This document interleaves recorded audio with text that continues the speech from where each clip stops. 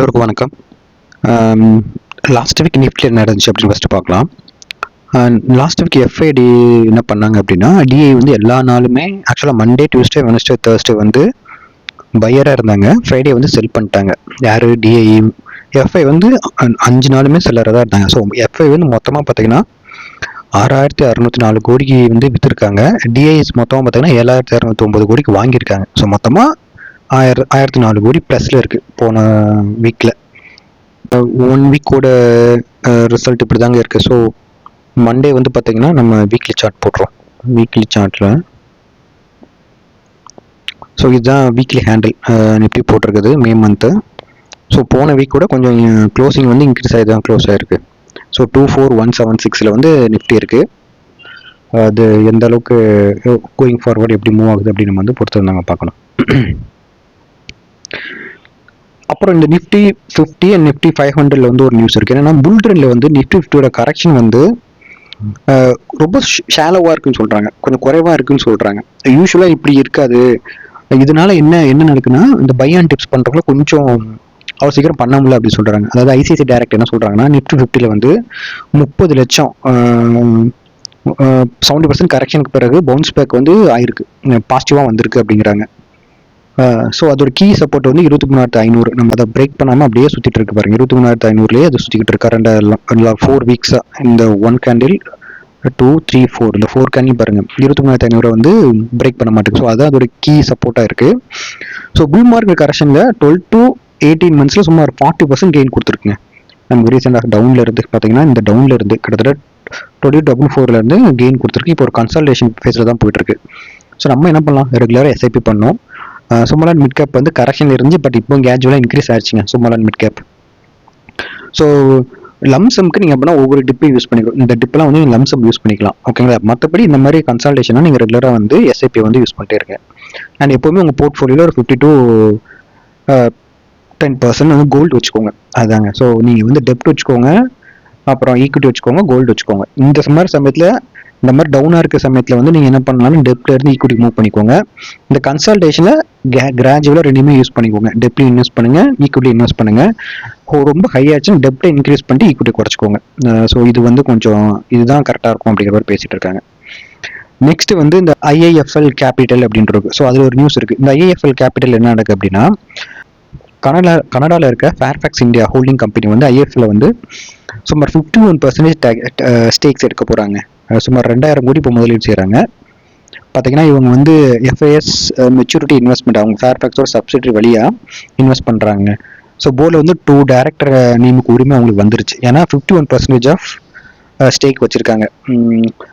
So அதோட promoter, ஆக்சுவலாக கோ promoter Nirmala Jain, அதுக்கப்புறம் வெங்கட்ராமன் தொடர்ந்து ரோலில் இருப்பாங்க. பார்க்கலாம். இதனால தான் இது பார்த்தீங்கன்னா லாஸ்ட் நாளில் கிட்டத்தட்ட 350 மேலே வந்திருக்கேன் பாருங்கள். லாஸ்ட்டு 4 வீக்ஸாகவே கிட்டத்தட்ட 310 இருந்து 356 வந்திருக்கு. இந்த நியூஸ்னால தான். இந்த நியூஸ் நமக்கு இப்போ தான் தெரியுது, பட் இது ஆல்ரெடி நிறைய வந்திருக்கும். ஸோ இதுக்கு என்னென்ன ப்ளஸ்னா, எங்களோட பேலன்ஸ் ஷீட்டை வந்து ரொம்ப இம்ப்ரூவ் பண்ணுங்க. ஸோ இது வந்து வெல்த் மேனேஜ்மெண்ட், அசட் மேனேஜ்மெண்ட்லாம் எங்களுக்கு கொஞ்சம் நல்ல ஒரு இதாக இருக்குது, பாசிட்டிவாக இருக்குது. நெகட்டிவ்னா இன்னும் செபி வந்து இது அப்ரூவ் பண்ணல, சீக்கிரம் அப்ரூவ் பண்ணுவாங்க. அது வரைக்கும் கொஞ்சம் நெகட்டிவ் தாங்க. அப்புறம் பார்த்தீங்கன்னா டாட்டாவும் ஜேஎஸ்டபிள்யூ என்ன பண்ணுறாங்க, இவி பேட்டரி டெக்னாலஜியில் சுமார் 1 பில்லியன் வந்து முதலீடு செய்ய போகிறாங்க. டாடா குரூப் என்ன பண்ணுறாங்கன்னா, ஆல்ரெடி நமக்கு தெரியும், அவங்களோட பேட்டரி யூனிட்னு அக்ராடாஸ் பெங்களூரில் இருக்குது. கிட்டத்தட்ட 400 மில்லியனுக்கு அவங்க வந்து ஆர்என்டி ஃபேசிலிட்டி வச்சுட்டு ட்ரை பண்ணிருக்காங்க. அவங்க என்ன பண்ணுறாங்க, லித்தியம் அயான் பாஸ்பேட் எல்எஃப்பி, அப்புறம் லித்தியம் மேக்னஸ் அயன் பாஸ்பேட், இது 2 யூஸ் பண்ணி பேட்டரி தயாரிக்கிறாங்க. அதே மாதிரி ஜேஎஸ்டபிள்யூ மோட்டர் என்ன பண்ணுறாங்க, மகாராஷ்டிரா வச்சிருக்காங்க. கிட்டத்தட்ட ஒரு ஹப் வச்சிருக்காங்க 500 மில்லியனுக்கு. 5 to 6 இயர்ஸில் அவங்களும் என்ன பண்ணுறாங்க, இந்த மாதிரி பேட்டரி டெக்னாலஜியில் வந்து நிறைய பண்ணலாம் அப்படின்னு ட்ரை பண்ணிருக்காங்க. ஸோ இது எதனால் அப்படின்னு பார்த்தீங்கன்னா, இந்த சைனாலேருந்து இம்போர்ட் பண்ணுறதை குறைக்கணும் ஃபர்ஸ்ட். அதுதான். ஏன்னா இப்போ சைனா வந்து அவங்க கிரிட்டிக்கல் டெக்னாலஜி யாருக்கும் ஷேர் பண்ண மாட்டேன்னு சொல்கிறாங்க. இந்த வார் வந்துச்சுன்னா ஸ்டாப் ஆயிடுது. இதனால இந்தியாவில் இவி மேனுஃபேக்சரிங் நிறைய நம்மளால தண்ணீர் பெற முடியல. அதனால இவங்க வந்து இந்த மாதிரி பண்ணிருக்காங்க. ஸோ இது ரொம்ப யூஸ்ஃபுல்லாக இருக்குங்க. இவி பேட்டரிக்கு வந்து டாட்டாவுக்கும் ஜேஎஸ்டபிள்யூக்கும் வேலைவாய்ப்பும் அதிகமாக இருக்கும். இந்தியாவோட தண்ணீர் பெறும். பட் இதில் சும்மா டிராபேக் இருக்குது. நமக்கும் சைனா பார்த்தீங்கன்னா 10 years கேப் இருக்குது. சைனா இன்னும் 10 years அக்கட நம்மளோட போயிட்டு இருக்காங்க. நம்ம அவங்களுக்கு கேட்ச் பண்ணுறது கொஞ்சம் ஹார்ட் ஒர்க் பண்ணால் தான் முடியும். அது மட்டும் இல்லாமல் நம்மளோட ஆர்என்டி ரிசர்ச் இப்போ தான் நம்ம வந்து வச்சுட்ருக்கோம். அது ஈஸியாக எடுத்தோன்னு நடந்துடாது, அதுக்கு ஒரு 5 to 6 years ஆகும். ஸோ அது இல்லாமல் இதுக்கு வந்து கேபிட்டல் எக்ஸ்பென்சர் அதிகமாக தேவைப்படும். ஸோ இதெல்லாம் போட்டு இந்த கம்பெனிஸ் நல்லா பண்ணிட்டாங்கன்னா நல்லது தாங்க. இந்த ஏஎம்சி கம்பெனிஸ் எல்லாமே பார்த்தீங்கன்னா 46.8 மில்லியன் ஃபோலியோ வந்து புதுசாக ஆட் ஆயிருக்கு. 25-26 வந்து மியூச்சுவல் ஃபண்டில் மட்டும் பார்த்தீங்கன்னா 46.8 மில்லியன் நியூ போர்ட்ஃபோலியோ கிரியேட் ஆயிருக்கு. அதில் 51% வந்து அதாவது 24 மில்லியன் ஃபோலியோ வெறும் 4 ஃபண்டில் தாங்க வந்திருக்கு. அதாவது 46 மில்லியன் 24 மில்லியன் வெறும் 4 ஃபண்டில் தான் வந்திருக்கு. எதுலான்னு பார்த்தீங்கன்னா நிப்பான். ஸோ நிப்பான் இந்தியன் மியூச்சுவல் ஃபண்டில் பார்த்தீங்கன்னா 21.4% growth இருக்கு.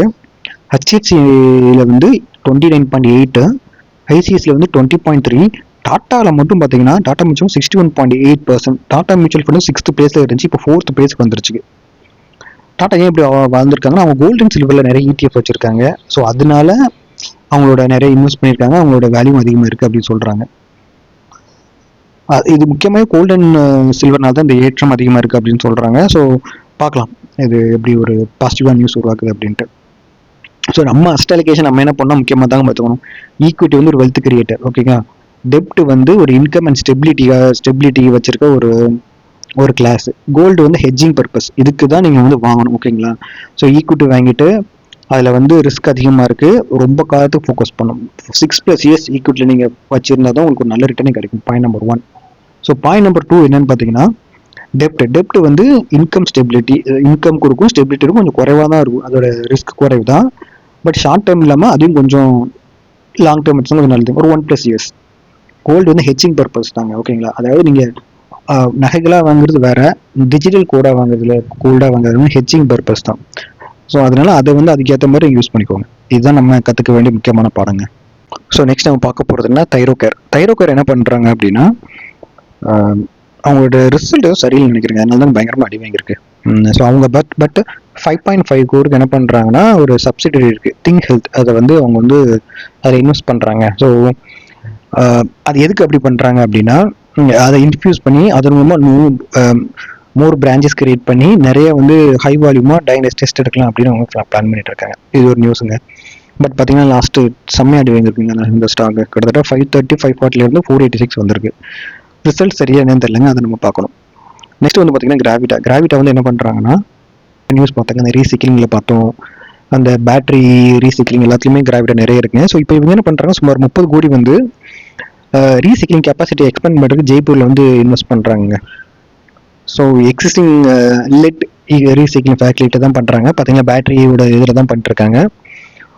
ஸோ இதனால் அவங்களுக்கு கொஞ்சம் எக்ஸ்பென்டிச்சர் வந்து அதிகமாகும்னு சொல்கிறாங்க. கிட்டத்தட்ட அவங்களோட எக்ஸிஸ்டிங் கெப்பாசிட்டி பார்த்தீங்கன்னா 35,319 மெட்ரிக் டன், இப்போ வந்து 42,000 மெட்ரிக் டன் ஆயிடுச்சு அந்த ஒரே ஒரு இதில் மட்டும். இவங்களுக்கு அது பாசிட்டிவாக தாங்க இருக்கும் அந்த பேட்டரி கம்பெனிக்கு எல்லாமே. அப்புறம் இந்த ஏர் இன்டர்நேஷனல் பற்றி ஒரு நியூஸ் இருந்துச்சு, இவங்க வந்து டிஸ்லிஸ்ட் பண்ண போகிறாங்க அப்படின்னு பண்ணிட்டு இருந்தோம். ஸோ அவங்க சொல்லிட்டாங்க எப்படி டிஸ்லிஸ்ட் பண்ண போகிறோம். ஸோ அவங்களோட மீட்டிங்கில் வந்து டிசைட் பண்ணிட்டாங்க எவ்வளோனா 181.80 ப்ரைஸுக்கு வந்து இதை வாங்கிக்கிறேன்னு சொல்லியிருக்காங்க இந்த ஸ்டாக்கை வந்து promoter. So after the promote வந்து 75% வச்சிருக்காங்க, பப்ளிக்ல வந்து 25% இருக்குது. ஸோ அந்த 25% வந்து வாங்க போகிறாங்க.